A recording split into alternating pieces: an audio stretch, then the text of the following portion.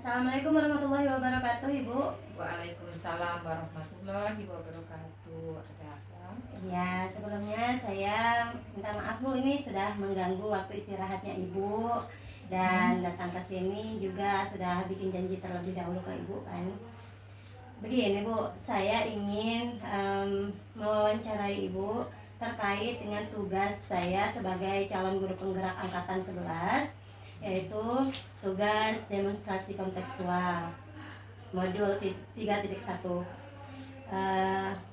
Sekali lagi sebelumnya saya berterima kasih sebanyak-banyaknya karena Ibu sudah meluangkan waktu pada saya.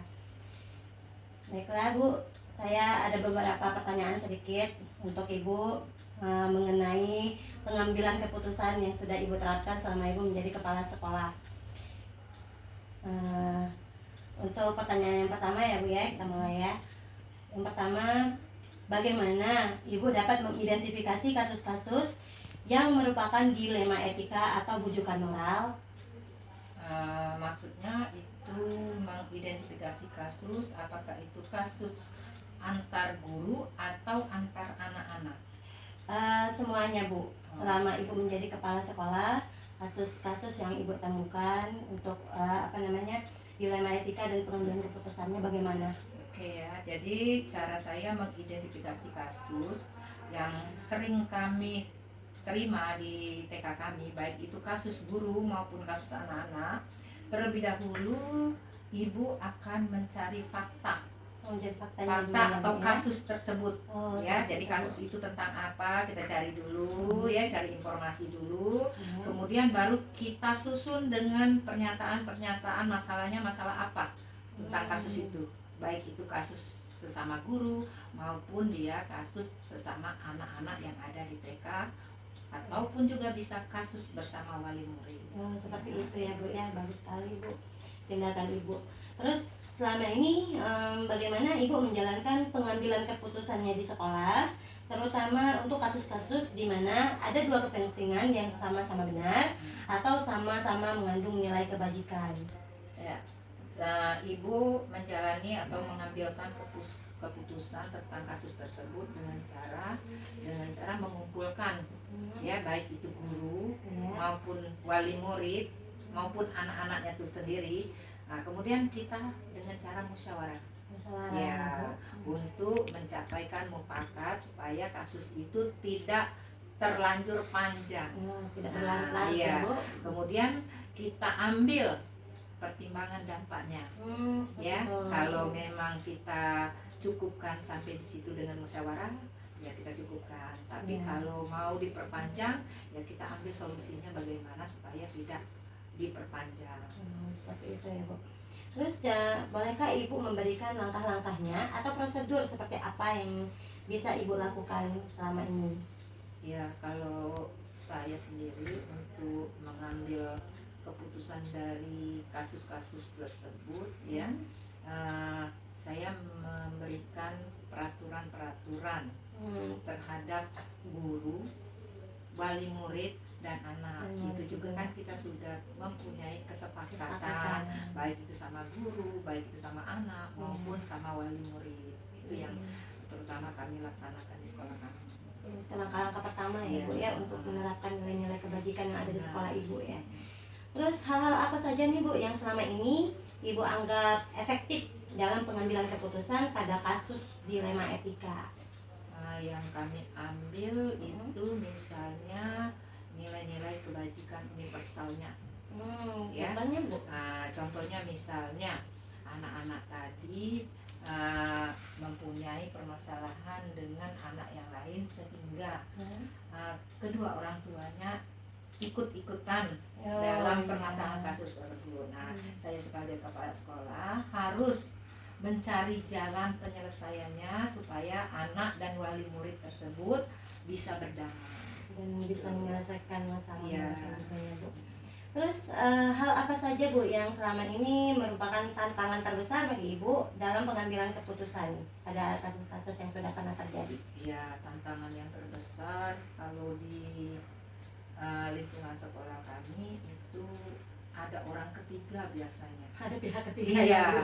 ada orang ketiga yang ikut mengomporkan Oh, tentang oke. permasalahan tersebut. Nah, dari pihak yang ketiga itulah kita ambil keputusan untuk mengikuti aturan-aturan yang ada sudah ditentukan oleh sekolah. Itu yang bisa dilaksanakan di sekolah. Biasanya memang pihak ketiga ini yang Iya. membesar-besarkan masalah Benar. ya, Bu ya. Terus apakah Ibu memiliki sebuah di saat atau jadwal tertentu dalam sebuah penyelesaian kasus dilema etika? Kemudian apakah Ibu langsung menyelesaikannya atau ada bentuk dan prosedur yang seperti apa? Terjadwalkah untuk menyelesaikan masalahnya, Bu? Kalau untuk jadwal mungkin tidak ada. Tidak, berarti Dan ke kasus ini kan ibaratnya tidak mungkin kita jadwalkan bahwa kita harus ada kasus. Mungkin kasus itu datangnya tanpa sepengetahuan spontan kita, ya, Bu, ya? spontan. Iya, itu. Nah, misalnya nih, Bu, apa namanya, di saat ada tragedi atau kasus nih, Ibu menyelesaikannya saat itu juga ataukah di saat itu belum selesai, baiklah kita akan lanjutkan besok atau gimana, Bu? Ya, kalau memang saat itu ada permasalahan, baik itu antara guru dengan wali murid, kita lihat dulu situasinya, apakah mereka ada di tempat, misalnya wali muridnya ada, gurunya ada, itu baru kita selesaikan hari itulah. Tapi kalau andai kata wali muridnya sudah pulang, tinggal gurunya baik, tinggal ngoceh-ngocehnya, nah akan kita panggil wali murid tadi untuk hari esoknya, ya, untuk mengambil keputusan ya sesuai dengan tindakan ibu yang ada di sekolah. Apakah bisa saling maafan, ya, atau kalau tidak bisa sama sekali ya kita ambil keputusan, silakan ibu pilih mau lanjut sekolah di sini atau ibu mau pindah. Oh, seperti itu. Sesuai dengan apa yang Ibu sampaikan tadi di awal, yaitu bermusyawarah ya, Bu, ya. Berarti semua yang terlibat itu harus kita hadirkan, ya, Bu. Benar. Apakah ada seseorang atau faktor-faktor apa saja yang selama ini mempermudah Ibu untuk membantu pengambilan keputusan pada dilema tersebut, Bu? Ya, kalau faktor utamanya itu yang saya ambil karena ada dukungan juga ya. Satu, kita mempunyai komite. Nah, jadi komite itu bisa mendukung apa yang ada di sekolah kita. Jadi komite itu juga tempat kita musyawarah antar wali murid, guru dan kepala sekolah. Kemudian kita juga bisa minta bantuan dengan dinas langsung. Iya, ke dinas. Andai kata permasalahan kita sudah terlalu panas ya, terlalu atau tinggi, pengawas ya. Pengawas, terutama pengawas kita. Ya. Berarti kita memang ada payungnya ya, Bu, Iya, ya, kembalikan ke payung kita. Terus dari semua hal yang telah Ibu sampaikan, pembelajaran apa yang bisa Ibu petik dari pengalaman Ibu, boleh yang sudah lalu atau yang baru-baru saja terjadi, dan pengalaman Ibu saat mengambil keputusan di saat adanya kasus dilema tadi, Bu? Jadi pengalaman saya selama ini kalau mempunyai kasus di sekolah ya, yang utama hal yang saya lakukan, saya tadi sudah saya bicarakan dengan cara musyawarah. Kedua, dengan cara yang sudah ditentukan, aturan sudah ditentukan, ya. Nah, kemudian yang ketiga, kita harus mengikuti kinerja-kinerja yang sudah dilaksanakan pada guru ataupun wali murid yang sudah kita ajak bergabung pada waktu pembentukan komite. Itu pengalaman yang sangat luar biasa ya, Bu, ya. Dan kembali lagi kita memiliki payung yang benar, kembali jika sudah terlalu panas, terlalu besar masalahnya, kita ke payung kita, ya, Bu. Benar. Begitu. Baiklah, Bu, mungkin itu saja pertanyaan-pertanyaan yang sudah saya ajukan. Semoga kita semua bisa mengambil hikmah dari kejadian-kejadian atau kasus-kasus yang sudah selama ini kita temukan, Bu. Terima kasih sekali lagi, Bu, karena sudah membantu saya dalam praktik ini untuk mendemonstrasikan kegiatan saya. Saya minta maaf sebanyak-banyaknya jika sudah mengganggu waktunya Ibu dan jika ada terdapat kesalahan-kesalahan dari perbuatan dan ucapan saya. Terima kasih ya Bu. Assalamualaikum warahmatullahi wabarakatuh. Selamat siang Ibu Neti. Siang. Saya datang ke sini ada sesuatu hal terkait dengan tugas saya sebagai CGP Angkatan 11. Sebelumnya perkenalkan, nama saya Mas Fadila, Bu. Nah, di sini saya akan memberikan sedikit pertanyaan kepada Ibu tentang tugas saya, demonstrasi kontekstual, di mana tugas ini juga terkait dengan cara pengambilan keputusan di saat adanya kasus dilema etika. Nah, baik Ibu Neti, sebelumnya saya mohon maaf nih Bu karena sudah mengganggu waktu istirahatnya Ibu, dan Senang saya bisa membantu. Alhamdulillah. Dan saya juga sangat-sangat berterima kasih Bu, Ibu sudah bisa meluangkan waktunya untuk saya. Nah, baiklah Bu, kita mulai di pertanyaannya ya Bu. Yang pertama, bagaimana Ibu dapat mengidentifikasi kasus-kasus yang merupakan dilema etika atau bujukan moral? Identifikasinya, Ya. bertanya apa masalah yang dihadapi kedua belah pihak. Ya. Habis itu kita cari solusi dengan cara musyawarah, biar bisa menyesuaikan kedua belah pihak ini apa yang menjadi masalah dari mereka. Seperti itu. Habis itu kita cari solusi yang bisa menyelesaikan, menyenangkan lah ibaratnya di satu kedua belah pihak. Sama-sama senang ya Bu. Iya, betul. Terus selama ini bagaimana Ibu menjalankan pengambilan keputusan di sekolah, terutama di saat ada kasus yang mana dua-duanya memiliki kepentingan sama-sama benar atau sama-sama mengandung nilai kebajikan? Kalau di sekolah kita biasanya pengambilan keputusan ya? Iya, pengambilan keputusannya Bu. Jadi saya biasanya kalau dua-duanya ngerasa itu saya bingung, pasti saya cerita sama guru. Iya. Gimana nih? Satu sisi begini, satu sisi begini. Bisa juga bertanya dengan kepala yayasan. Ya. Nah, jadi yang jangan sampai kita mengambil keputusan itu yang jadinya salah. Menurut saya gini, tapi mungkin saya tidak terlihat. Saya tidak terpikir sampai ke sana. Jadi kita harus ada guru sharing lah, mitra, betul ya? Mitra gitu. Jadi biasanya kan kita kan di kepala sekolah itu ada yang penanggung jawab, yang biasanya kita cerita. Jadi sharing bersama penanggung tersebut. Seperti itu. Terus langkah-langkah atau prosedur seperti apa yang bisa Ibu lakukan selama ini? Prosedurnya itu tadi bertanya, analisis dulu. Habis itu kita cari solusi yang terbaik. Habis itu ya udah biasanya penyelesaian. Terus hal-hal apa saja yang selama ini yang Ibu anggap efektif dalam pengambilan keputusan pada kasus-kasus dilema etika? Yang paling efektif sih terbuka. Betul, mau mengakui kesalahan. Terlepas dari walaupun tidak salah, apapun salah tuh pasti ada. Cuman orang mau mengakui atau tidak. Situ. Berarti harus berani membuka diri ya Bu ya. Kadang-kadang kan orang kan ada egonya tersendiri, dia nggak mau mengakuinya. Makanya harus bertanya, keterbukaan dulu. Jadi saya biasanya sih ngoreksi kanan kiri, gimana nih ini. Maunya mereka apa? Ya udah kita terima dulu, kita olah. Bagusnya gimana? Benar nggak? Saya mengambil keputusan seperti ini. Di situ baru kita sampaikan ke dua belah pihak. Berarti ada penelaahnya dulu ya Bu. Iya. Terus hal-hal apa saja yang menjadi tantangan Ibu di saat menghadapi kasus tersebut dan di saat Ibu mengambil keputusan?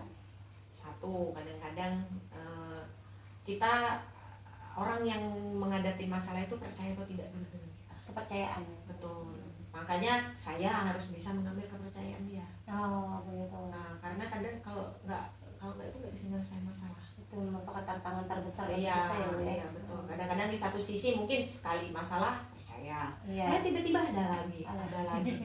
Berlanjut. Nah, itu mungkin yang agak jadinya ribet ya kan. Nah, yang kitanya juga jenuh 1, 2, 3. Seperti ini lagi. Ya, gitu. Jadi di satu sisi kalau kita udah ngejas, nah tapi nggak mau kita walaupun tahu orangnya seperti itu ya, tapi itu dia harus percaya, kita harus bisa mengambil hati lagi, betul. Tapi kalau udah enggak ya kan ribet, udah suasana nggak nyaman.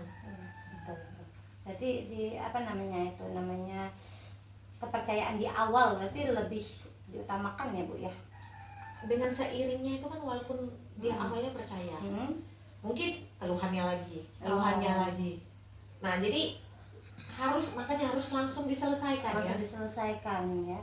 Biar tidak berlarut-berlarut. Kadang-kadang ada yang tipenya yang berlarut nggak Nanti, selesai-selesai. iya, ditunda dulu. Padahal kita udah selesaiin loh, tapi Ah, masih bisa berlarut-larut. oh ada lagi masalah yang lain. Ah, Ada yang nah itu kan ada orang tipe-tipe yang berbeda ya. iya, kalau ibu yang seperti itu ya. Mm-mm. Apakah ibu memiliki suatu jadwal? Nah ini sudah menjawab pertanyaan ibu yang akan saya ajukan ya. Pertanyaan yang akan saya ajukan, apakah ibu menyelesaikan masalahnya itu terjadwal ataukah langsung? Tadi ibu jawab tadi apa secara langsung ya bu ya. Betul. Saya pikir itu lebih bagus, lebih Iya. cepat cepat selesai. Lebih baik. Lebih baik. Iya, biar tidak berlarut-larut. Tidak mendendam menjadinya juga ya bu ya. Terus, adakah seseorang atau faktor yang selama ini mempermudah atau membantu ibu dalam pengambilan keputusan di saat ada kasus-kasus dilema etika itu? Ya balik-balik sama guru tadi kan. Pak Guru ya? Ya, lebih banyak sharing sama teman, Guru. ya kepala yayasan, kita bisa tanya juga. Sudah itu guru penanggung jawab. Jadi semua pihak sekolah itu dilibatkan ya bu. Iya, betul. Balik lagi tadi kata ibu tadi bermusyawarah ya bu ya.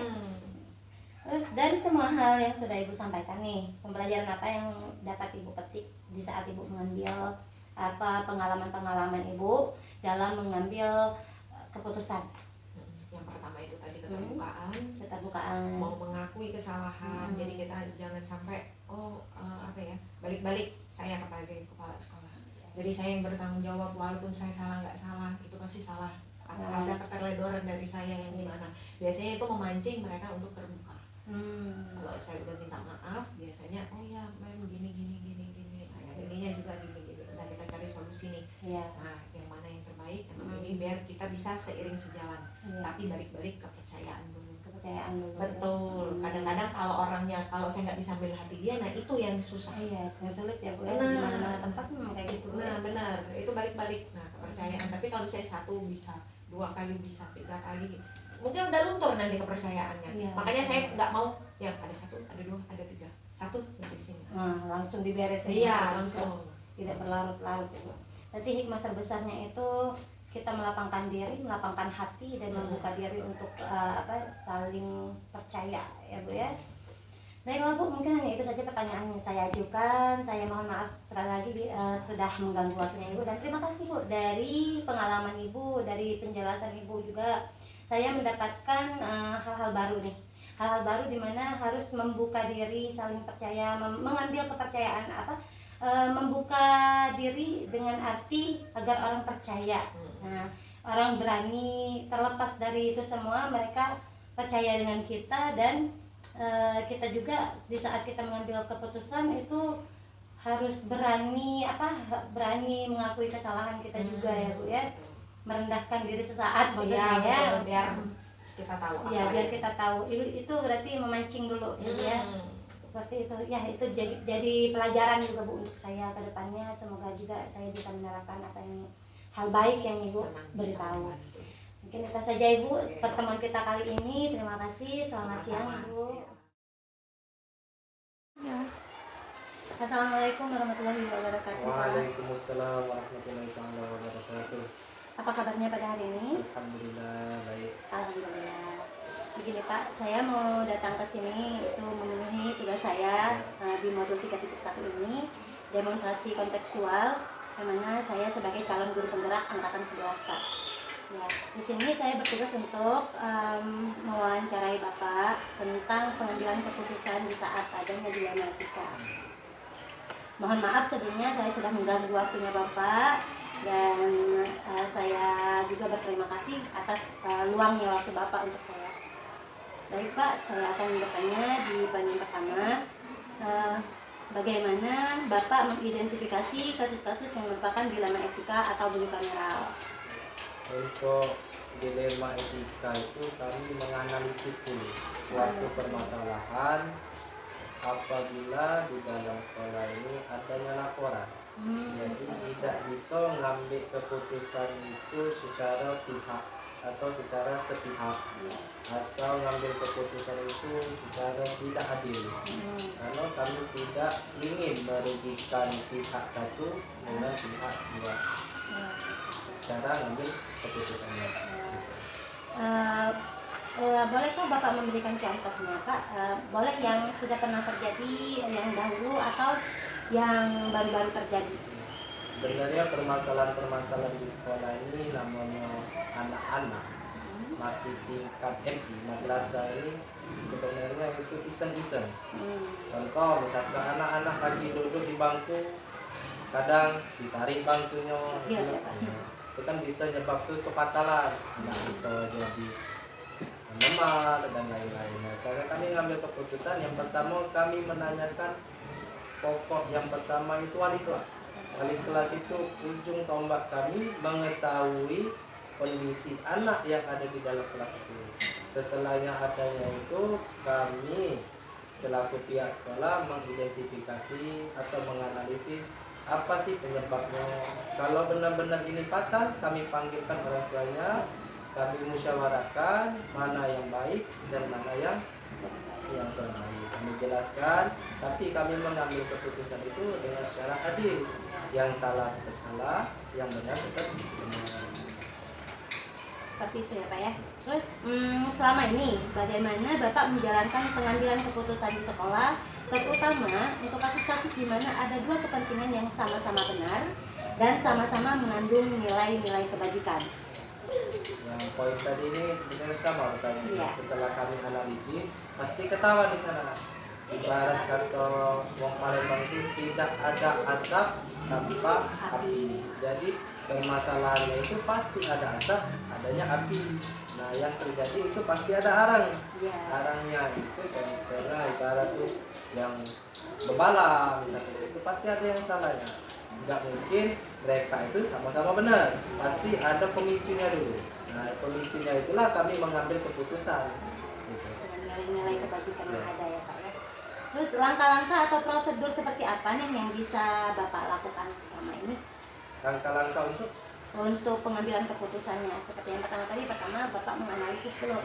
Kemudian langkah-langkah selanjutnya apa? Ya. Yang pertama tadi langkahnya itu menganalisis melalui wali kelas. Ya. Terus juga di sini ada yang namanya waktu kesiswaan. Ya. Waktu kesiswaan itu sebagai controlling untuk langkah ketika kita sudah mengambil keputusan, anak itu selalu dikontroli oleh waktu kesiswaan. Ya.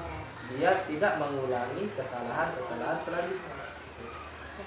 Hal apa saja yang selama ini Bapak anggap efektif dalam pengambilan keputusan pada kasus-kasus yang etika? Ya.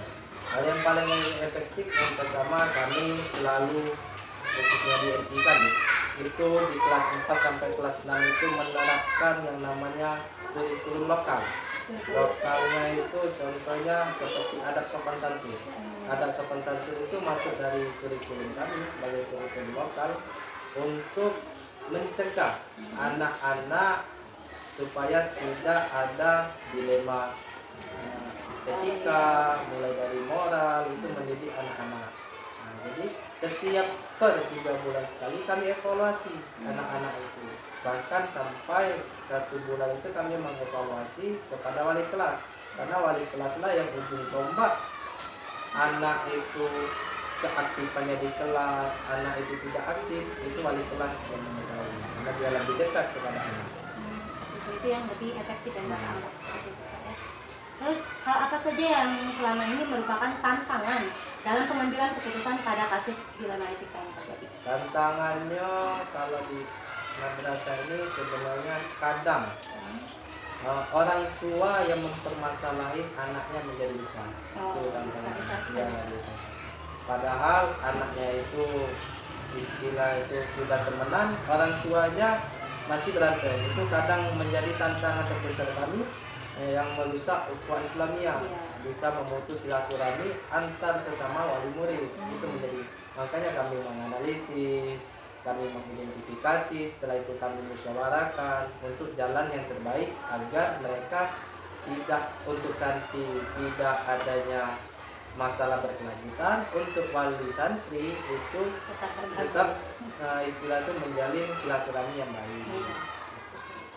Terus apakah Bapak memiliki sebuah tatkala atau jadwal tertentu dalam sebuah penyelesaian kasus dilema etika apakah Bapak langsung menyelesaikannya atau ada prosedur yang seperti apa yang Bapak jalankan?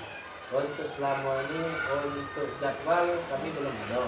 Untuk jadwal yang terjadwalnya belum ada. Akan tetapi untuk prosedurnya yang pertama kami mengidentifikasi mulai dari wali kelas menanyakan itu. Sudah itu kami melakukan evaluasi dengan wakil kesiswaan. Kalau misalkan masalah ini terlalu besar, kami musyawarahkan, kami panggil orang tuanya dan walinya. Di sini kami cari jalan keluarnya yang terbaik. Berarti belum ada jadwalnya ya, Ya. berarti langsung ditindak secara langsung Ya. ya. Dan juga kami di sini melakukan sosialisasi, contohnya seperti bullying sekarang Ya. ini. Mitra kami yaitu pihak kepolisian yang langsung mensosialisasi kepada anak-anak dalam masalah bullying ini yang terjadi sekarang. Lagi booming sekarang ya Pak ya. Ya. Terus adakah seseorang atau faktor-faktor apa yang selama ini mempermudah atau membantu Bapak dalam pengambilan keputusan dalam kasus pidana etika? Yang pertama yang kami itu mempermudah ke kami untuk mengambil keputusan itu wali kelas. Wali kelas. Wali kelas yang tahu tentang karakter anak, yang tahu tentang keseharian anak di sekolah, yaitu wali kelas. Jadi kami tetap melakukan atau berkomunikasi dengan wali kelas, dengan wakil kesiswaan, dan saya dengan wali-wali murid untuk mengambil keputusan. Tapi balik lagi tadi bermusyawarah terlebih Ya. dahulu dan berkolaborasi antara pendidik yang ada di sekolah Hmm. kita. Dari semua hal yang telah Bapak sampaikan tadi, pembelajaran apa yang dapat dipetik dari pengalaman Bapak? Terus dari pengalaman Bapak sendiri, pengalaman apa yang bisa Bapak ambil di saat mengambil keputusan? Yang pertama, pengalaman yang sangat besar itu saya selaku kepala sekolah mengambil keputusan itu tidak sendirian. Tidak sendiri. Yang satu. Yang kedua, mengambil keputusan itu istilah orang Palembang tidak semena-mena. Tidak sendiri. Jadi kami banyak berkoordinasi dengan wali kelas, dengan wakil kesiswaan, dengan guru-guru lain untuk mengambil suatu keputusan dalam permasalahan anak ini. Jadi banyak sekali pengalaman yang bisa Bapak ambil, yang kita ambil ya Pak, dari setiap permasalahan dan saat mengambil keputusan. Ya mungkin hanya itu saja Pak yang bisa saya tanyakan kepada Bapak. Saya juga mendapatkan pencerahan nih dari apa yang Bapak sampaikan. Semoga juga saya bisa menerapkannya karena sangat dari penjelasan yang Bapak berikan tadi itu sangat efektif dan objektif ya Pak ya, sehingga bisa menyelesaikan keputusan di saat adanya dilema-dilema etika. Terima kasih sekali lagi Pak atas waktunya. Saya mohon maaf jika sudah mengganggu. Akhir kata saya ucapkan wassalamualaikum warahmatullahi wabarakatuh. Waalaikumsalam warahmatullahi wabarakatuh.